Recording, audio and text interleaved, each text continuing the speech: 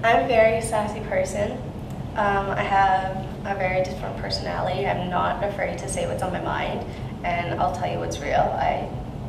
I don't like people who are fake, so I don't choose to be. I say what's on my mind, and that's the way it goes. And my coach, Lee Barkel, is absolutely amazing. He's also very sassy and comes up with very quick comebacks, and we have a lot of fun together. And there's some times where if I'm quiet or I don't have a sassy or like fun comeback, he knows something's up with me. I'm very close with Lee. I've had him for about 3.5 years now, and he's honestly my rock. He can get me out of moods. He gets me back on track when I need to be, helps relax me, makes me look at things differently, and I would definitely not be where I am or have the success that I have now without my coach, Lee Barkel.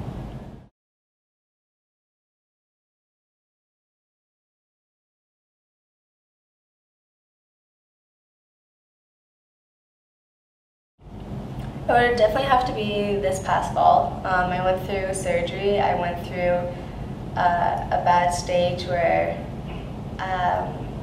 you almost kind of get depressed after surgery when you can't do the thing you love, and it's hard to sit up for a few weeks and you're just in this really low slump and you're like I don't know what to do and stuff like that. And he got me out of that and just made me realize like why I do this and how grateful I am to be back on the ice. And yes, it was a hard summer because it was off from like May to almost September, and it was just like an Olympic year, so everything was going on, but he got me out of it and just made me realize how much I love it. And honestly, it was skating that I missed, but it was also being away from my coach, being away from my training mates, but mostly being away from Lee and just having that support system was definitely a hard thing. And it's hard when I go on tour because I don't see him for about a month, and it's like when I do my jumps, it's like I wish I had my coach here with me right now.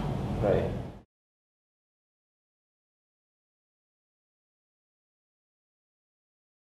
He loves old rock bands like AC/DC and stuff like that, and if he gets, like when we have private ice, just him and me, whether it's at York University or at Downsview Park in Toronto, like somewhere away from the cricket, and he gets on before me, he will play his music, and it's just like, no, like, no. You don't like that? No.